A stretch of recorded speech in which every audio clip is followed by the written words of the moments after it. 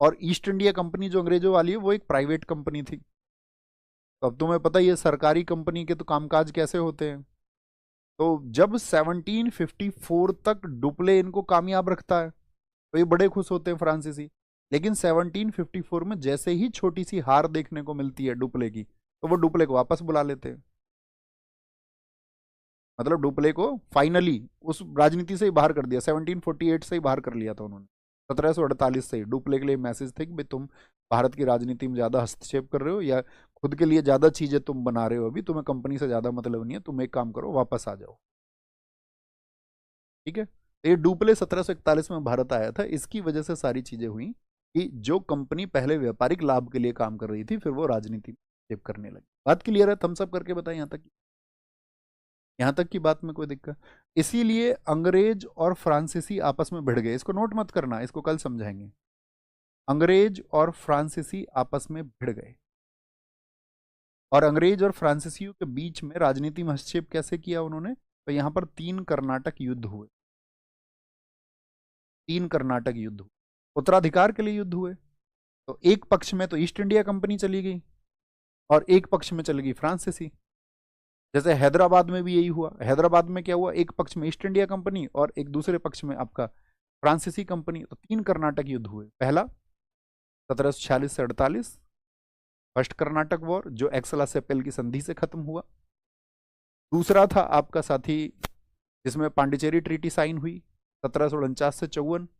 और तीसरा आपका जो सप्तवर्षीय युद्ध का 1756 से 63 के दौरान हुआ एक 7 ईयर वॉर, उसका परिणाम था जो पेरिस की संधि से अंत हुआ। ये 3 वॉर हैं जो हमको समझने हैं कल की कक्षा में। आज की बातें क्लियर है सारी? कैसे फ्रांसीसी भारत में आए और कैसे किन उनकी जो स्थिति धीरे धीरे धीरे धीरे भारत में बढ़ती रही, तो अंग्रेजों के लिए वो क्वेश्चन मार्क हो गए। ओके, आज हमारे पास समय होगा तो हम आपसे बातचीत भी कर सकते हैं। जिन साथियों का समय उपयोगी हो वो अपने समय का सदुपयोग करें। बताएंगे जी। निम्नलिखित में से किस स्थान पर भारत में डेनिस लोगों ने अपनी बस्ती बसाई? किस जगह पर आए डेनिस लोग? ट्रैंकोबार में। कब बसाई बस्ती उन्होंने? 1620 में। 1616 की कंपनी बनी थी। 1674 में फ्रांसीसी वाणिज्यिक कंपनियों ने भारत में अपना अड्डा कहां पर स्थापित हुआ? तो मार्टिन आया 1673 में, और अगले वर्ष 1674 में क्या बनाया उन्होंने? पांडिचेरी में। किस गांव को लेकर के? वालीकोंडपुरम गांव को लेकर। नेक्स्ट है, फ्रांसीसी ईस्ट इंडिया कंपनी ने भारत में सबसे पहले अपना कारखाना कहां स्थापित किया था? कुछ तो बहुत हो गए तुम कह रहे भैया आज तो 40 मिनट में ही काम हो गया। देखो, थम्स अप करके इस बात को बताओ भैया, जिस दिन 2 घंटे की जरूरत रहेगी तो 2 घंटे अवेलेबल रहेंगे, टॉपिक पर डिपेंड करेगा। जिस दिन 1.5 आवर की जरूरत होगी और जिस दिन 2 घंटे से ज्यादा की भी जरूरत होगी तो भी रहेंगे, है ना? और रहना होगा तुमको। ऐसा नहीं कि किसी दिन ऐसे माहौल बना लो जी आज तो मजे आ गए।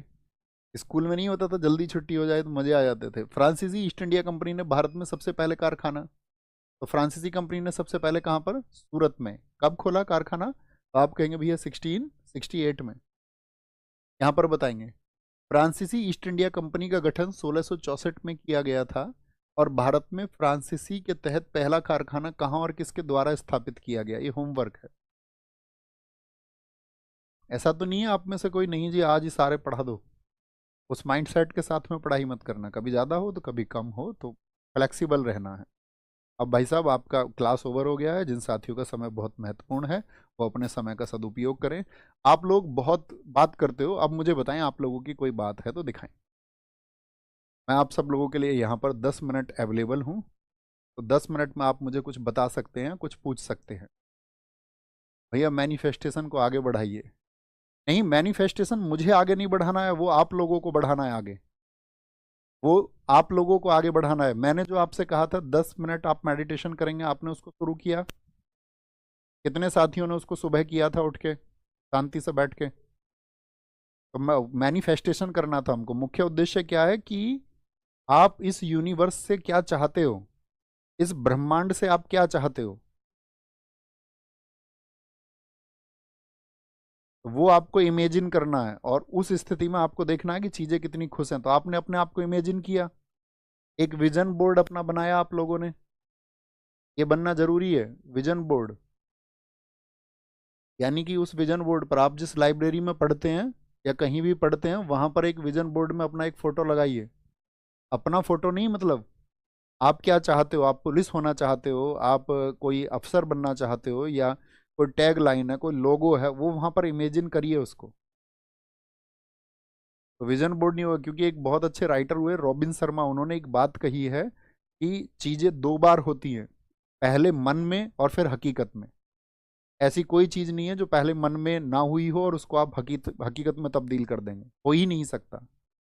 तो पहले मन में बनाना जरूरी है, यानी उस चीज को आपको अपनाना जरूरी है। कहीं ऐसा तो नहीं है आप अपनी तैयारी किसी को देख के कर रहे हैं, कि मम्मी पापा ने प्रेशर दिया कि पड़ोसी के बच्चे का सिलेक्शन हुआ है तो आप भी अभी तैयारी कर लो, ऐसा नहीं होना चाहिए। वो आपको अपना ड्रीम होना चाहिए कि हाँ मेरी चीजें इससे बदलेंगी, मेरा भविष्य इससे अच्छा होगा।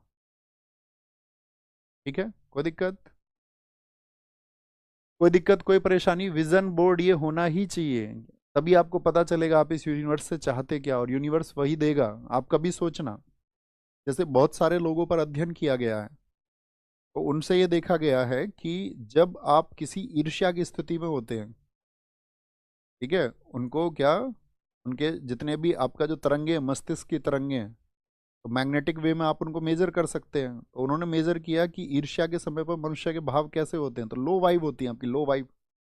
और जब आप प्रेम की स्थिति में होते हैं, या आप किसी को पसंद करते हैं, या आप किसी का दिल से इज्जत करते हैं, रेस्पेक्ट करते हैं आप किसी से, तब आपकी भावनाएं हो जाती हैं एकदम से हाई वाइब। आप बहुत मतलब उस समय पर ऊर्जावान रहते हैं। तो जब आप साथ ही हाई वाइब की चीजों की तरफ रहेंगे, यानी कि ऊंची भावनाओं की तरफ रहेंगे, जैसे ईमानदारी ऊंची भावना है, तो वो आपको ऊर्जावान रखेगी। लेकिन आप कहीं ना कहीं मान के चलो, कोई गलत कार्य आप करते हो, बेशक दुनिया को ना पता हो, तो उससे आपको तो पता ही है, तो आपकी भावनाएं कैसी हैं, तो वो लो वाइब है। तो लो वाइब आपको जीवन में बहुत कुछ बड़ा नहीं करने देती। आपको जीवन में बड़ा कर सकते हो तो हाई वाइब की वजह। हाई वाइब पैदा होगी जब आप चीज़ों को इमेजिन करेंगे। जब आप चीज़ों को इमेजिन करेंगे, क्योंकि आप इमेजिन कर लो ना, अगर आप ईमानदार इंसान हैं तो जीवन में आपकी एक छवि अच्छी होगी, लोग आपको रेस्पेक्ट करेंगे। लेकिन आप कितने ही धन को कमा लेना, और आप एक खराब इंसान है, तो इमेजिन करके देखो ना, लोग आपको किन नज़रों से देख रहे होंगे। तो इमेजिन करना जरूरी है, अब बताएंगे। तो ये आपको बढ़ाना है, कम से कम 2-3 दिन मैं आपको देता हूँ, आप मैनिफेस्टेशन पर आगे बढ़ोगे और आप विचार करोगे हाँ मैं ये होना चाहता हूँ, और जब मेरे ये होने से चीज़ें इस तरह से अच्छी अच्छी होंगी, और मेरे आसपास का परिवेश इस तरह से अच्छा। 2-3 दिन तुम्हें लगेंगे इस पर। जब तुम खुद को इसमें ढाल लो, फिर उसका अगला स्टेप आपको बता। अब दिखाओ भैया, आज एक शायरी सुना दो ना। शायरी सुनो। हमारे जाने के बाद महफिल में अफसाने बयां होंगे, हमारे जाने के बाद में महफिल में अफसाने बयां होंगे, बहारें हमको ढूंढेंगी, ना जाने हम कहाँ होंगे। कुछ क्लास से रिलेटेड भैया, कलर कलर यही है साथी, मैंने आपको बताया कि या तो ये है कि आप मुझसे ये बोलो कि मैं तुमको पढ़ा ना पाऊँ, बोलो भैया पढ़ाना बंद कर दो, और नहीं तो भाई साहब मेडिकली अप्रूव्ड अपने लिए यही है। ठीक है, चश्मा वस्मा कुछ काम नहीं करेगा, वो सिलेरी सेल्स कम ही पे हो सकता है। और ये सही मायने में अगर मैं आपसे मतलब बात करूं तो आपके लिए अच्छा रंग है, ये वाइट नहीं है। क्लास तो इसी पे करानी पड़ेंगी, दिखाएं ऊपर। सर कंट्री की राजनीति में टीचर क्यों नहीं आते? आ, बहुत सारे रीजन से, ऐसा नहीं है टीचर नहीं आते, बहुत सारे टीचर हैं हमारे यहाँ पर। जिस जगह पे मैं आपको अभी पढ़ा रहा हूँ, यहाँ के जो वर्तमान विधायक हैं वो एक अध्यापक ही हैं। ऐसा तो नहीं है कि टीचर्स नहीं आते राजनीति में, बहुत सारे टीचर हैं इस देश में। अब समाजवादी पार्टी चल रही, मुलायम सिंह यादव एक टीचर थे। कौन कहता है टीचर नहीं आते राजनीति? इतने टीचर्स राजनीति, आपको लगता होगा वो बातें हैं टीचर्स। आपने दिल जीत लिया भैया, सही में। ओके, कुछ काम का दिखाओ ना भाई, तुम्हारे का सर साइंस कब से शुरू होगी? साइंस मैंने बताया, अभी सर से मेरी बात नहीं हुई है। आज डिस्कस कर लेते हैं, फिर मैं आपको डेट दे देता हूँ, ओके। और कुछ आपका बात है तो दिखाएं, कि करके दिखाओ भैया। ज्योतिबा फूले मूवी के बारे में, दोस्त मूवी से अपनी धारणाएं कभी मत बनाना। मैं आपसे कहूँ तो एक बार ज्योतिबा फूले जी को आप पढ़ लेना। उनके जैसा सोशल रिफॉर्मर इस देश में कोई पैदा नहीं हुआ। यानी कि अगर मैं आपसे पूछूं तो बाबा साहब भीमराव अंबेडकर, आप जानते हैं कितने बड़े समाज सुधारक हुए हैं। उन्होंने इस देश में पिछड़े व्यक्तियों के लिए, इस देश में महिलाओं के लिए, इस देश में जो बहुत सारी कुरीतियां हैं, इवन ऐसा नहीं था कि इस किसी एक वर्ग के लिए, संपूर्ण हिंदू समाज के लिए उन्होंने जितनी बेहतरी के लिए प्रयास किए, ऐसे कोई व्यक्ति किन्हीं को गुरु समझते हो? क्योंकि बाबा साहब भीमराव अंबेडकर गुरु समझते थे ज्योतिबा फुले जी को, उनको गुरु मानते थे वो। तो जो बाबा साहब भीमराव अंबेडकर जी के भी गुरु हैं, तो आप कम से कम एक बार उनके बारे में अध्ययन करिए कि उन्होंने किस तरह के रिफॉर्म्स किए, किस तरह उन्होंने बच्चियों की शिक्षा को आगे बढ़ाया, किस तरह उन्होंने बच्चियों की जो पिछड़े हालात थे, आप जानते ना स्त्रियों की दशा हमारे देश में कैसी थी, उस स्त्रियों की दशा को उभारने के लिए बाबा फूले जी ने काम किया है। उस पिछड़ेपन को, अस्पृश्यता को अंत करने के लिए उन्होंने काम किया है। क्योंकि व्यक्ति के अंदर एक चिंगारी पैदा होती है ना, उनके अंदर भी चिंगारी पैदा हुई थी जब वो एक शादी में गए थे, परांजपे की शादी में, और वहां पर लोगों ने बोला कि निम्न जाति का व्यक्ति कैसे आ गए यहाँ पर। तो वो उस व्यवस्था को बदलने के लिए अपने पूरे जीवन भर समर्पित रहे। अब ऐसा नहीं है कि आप किसी एक मूवी के माध्यम से, या मतलब अगर कुछ सत्य मिलता है तो सीख लेना चाहिए, अगर वहां से कोई सीख मिलती है आपको तो सीखना चाहिए, बेशक सीखना चाहिए। लेकिन बाबा ज्योतिबा फूले या उनकी जो वाइफ थी सावित्रीबाई फूले जी, उन्होंने जो स्त्रियों के लिए किया या समाज के लिए किया वो हमको याद रखना। और ऐसा नहीं, उनके बहुत सहयोगी साथी भी थे उनके साथ में। आपका जब वो एक दलित वर्ग से जुड़े हुए थे, मतलब कि दलित क्या, वो उस समय पर आपका जो फूले समुदाय है, जिनको माली समुदाय हम कहते थे, उससे जुड़े हुए थे। बाद में बहुत सारे, मतलब मैं ये कहूँ तो कोई ऐसी जाति का व्यक्ति शायद बाबा फूले के साथ में नहीं रहा जो उनके साथ में नहीं जुड़े हुए हैं। आप उनकी बायोग्राफी पढ़ें। यहाँ पर तो एक किताब मैं आपसे कह सकता हूँ, जो बाबा ज्योतिबा फूले ने इस देश की मानव द्वारा बनाई गई व्यवस्था, देखो बहुत सारी व्यवस्थाएं ऐसी होती हैं जिनको मानव ही बनाते हैं, तो मानव द्वारा बनाई गई व्यवस्था जिसमें जात पात जैसा ढोंग भरा गया, तो उन्होंने जो अपनी प्रसिद्ध पुस्तक लिखी है गुलामगिरी, उसमें सवाल किए गए हैं। तो उस गुलामगिरी बड़ी पतली सी पुस्तक है, आप मुश्किल से देखोगे तो 70-80 पेज की पुस्तक होगी, आप उसको पढ़ना। विमल कीर्ति जी ने उसका हिंदी अनुवाद किया है। आपको बहुत सारी चीज़ों के लिए आप एनलाइटन होगे, खुद से सवाल करोगे। ऐसा नहीं कि मेरे किसी स्टेटमेंट से आप कोई राय बना लो। मैं तो ये कहता हूँ कि आप मेरे उस स्टेटमेंट के विरोधी हो जाओ जो आपको ठीक नहीं लगे, आप उस राह को चुने तो आपके लिए ठीक है। लेकिन आप एटलीस्ट पढ़ो, अध्ययन करो, एक छात्र का धर्म यही होना चाहिए। बहुत बढ़िया सर। कोई इंग्लिश की क्लास पढ़ाता है क्या? फिर हाँ, संजीव सर पढ़ाते हैं ना, विपिन सर पढ़ाते हैं सर। 3 बजे वाला प्रैक्टिस सेट 5 तारीख से शुरू होगा सर, 5 तारीख से शुरू होगा, 5 मई से। क्या लिख रहे हैं दिखाई नीचे, 5 मई से शुरू होने वाली क्लास के लिए क्या सर? मुगलों को दिल्ली एनसीईआरटी से हटा दिया गया है। हाँ, हटा दिया गया है। बहुत बढ़िया। लेकिन आपको पढ़ने पड़ेंगे क्योंकि आपके सिलेबस में हिस्ट्री लिखा हुआ मिलेगा, उसमें ये नहीं लिखा मिलेगा आपको कि एनसीईआरटी आधारित प्रश्न पूछे जाएंगे। जैसे एनटीपीसी का सिलेबस होता है तो उसमें साइंस के आगे क्या लिखा रहता है, 10वीं तक की एनसीईआरटी आधारित, तो वो अपने सिलेबस में मेंशन करके देते हैं। लेकिन एसएससी के सिलेबस में वो मेंशन होकर नहीं आता कि भाई एनसीईआरटी आधारित ही आपसे पूछा जाएगा। तो एनसीईआरटी से हटाया गया है, बाकी सब जगह से नहीं हटाया गया है। तो आप ये मत सोचना कि उसको हमको पढ़ना है अभी एसएससी के लिए, नहीं पढ़ना है।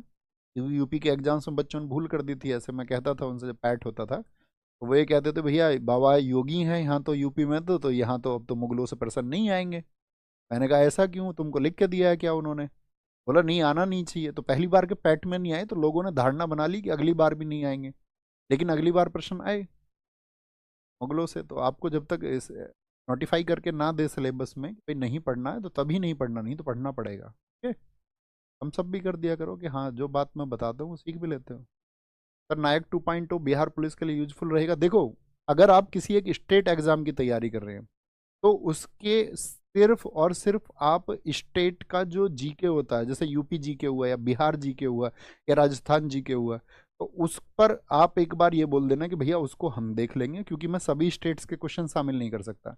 लेकिन उस स्टेट को छोड़कर, जैसे यूपी जीके छोड़ दो या बिहार जीके छोड़ दो, राजस्थान जीके छोड़ दो, बाकी जो स्टेटिक्स से लेकर के हिस्ट्री, पॉलिटी, आपका इकोनॉमिक्स, ज्योग्राफी और साइंस के लिए जो आपको एग्जाम के लिए तैयार होना चाहिए वो नायक 2.0 में हम तैयार कर लेंगे और ब्रीफ में तैयार कर लेंगे। क्योंकि मैंने वहाँ सोचा हुआ है आप लोगों के लिए 30 सेट कराऊंगा, हर सेट में 30 क्वेश्चन होंगे, तो 900 क्वेश्चन होंगे, और वो 900 क्वेश्चन